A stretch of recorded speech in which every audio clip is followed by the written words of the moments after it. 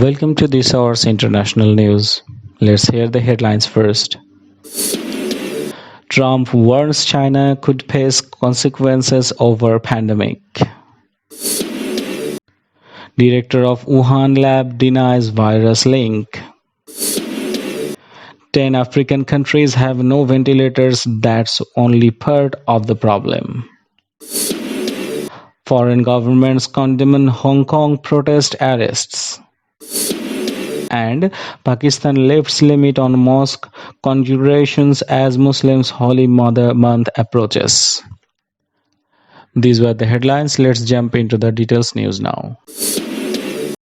US President Donald Trump warned on Saturday that China could face consequences if it was knowingly responsible for the coronavirus pandemic. It could have been stopped in China before it started, and it is not, Trump told reporters at a White House briefing. And now the whole world is suffering because of it. Trump was asked whether China should suffer consequences of the pandemic, which began in the Chinese city of Wuhan in December and has left over 157,000 people dead around the world. If they were knowingly responsible, certainly, he said, if it was a mistake is a mistake. But if they were knowingly responsible, yeah, then there should be consequences, Trump said. Was it a mistake that got out of control, or was it done deliberately? He asked. That's a big difference between those two. In either event, they should have let us go in, he said. We asked to go in early and they didn't want us in. I think they knew it was something bad and they were embarrassed. They said they were doing an investigation, the president continued. So let's see what happens with their investigation, but we are doing investigations also.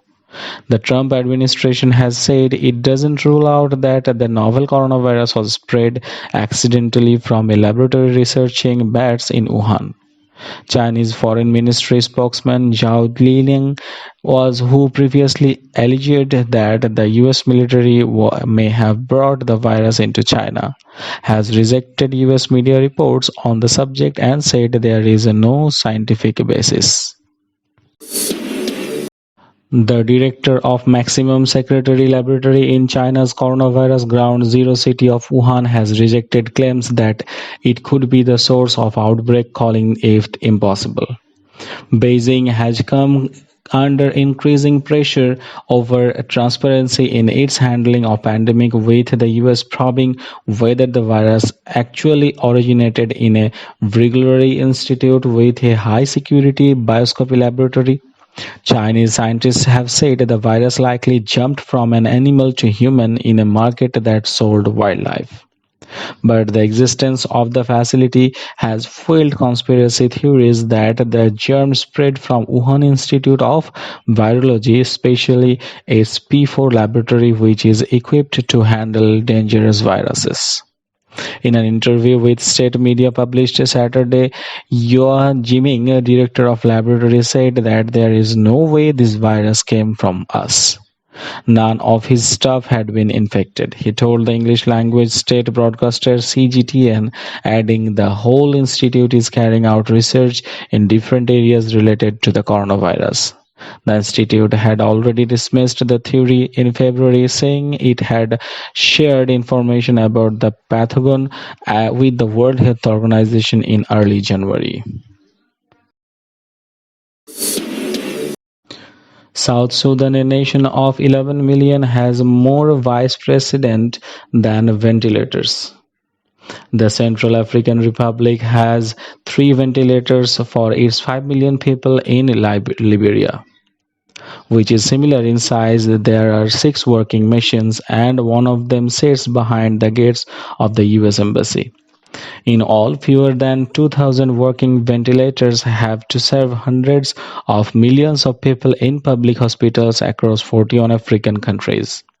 The World Health Organization said, compared with more than 170,000 in the United States, 10 countries in Africa have none at all.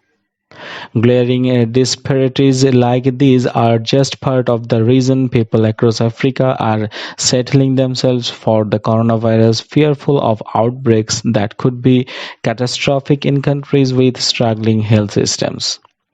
The gaps are so entrenched that many experts are worried about a chronic shortages of much more basic supplies needed to slow the spread of the disease and the threat the sick of the continent. Things like masks, oxygen, and even more fundamentally, soap and water.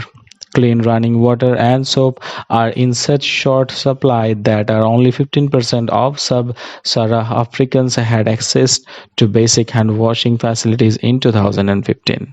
According to the United Nations. In Liberia, it is even worse. 97% of homes did not have clean water and soap in 2017, the UN says. Foreign governments criticized the arrest of 15 Hong Kong democracy activists in a police sweep on charges of organizing and participating in anti-government protests last year. The arrests on Saturday were the biggest crackdown on the city's pro-democracy movement since the outbreak of mass protest last year. The International Bar Association said the authorities should not encroach on human rights and the legal system must guard against it. Any abuses of power when the world was equipped with the coronavirus pandemic.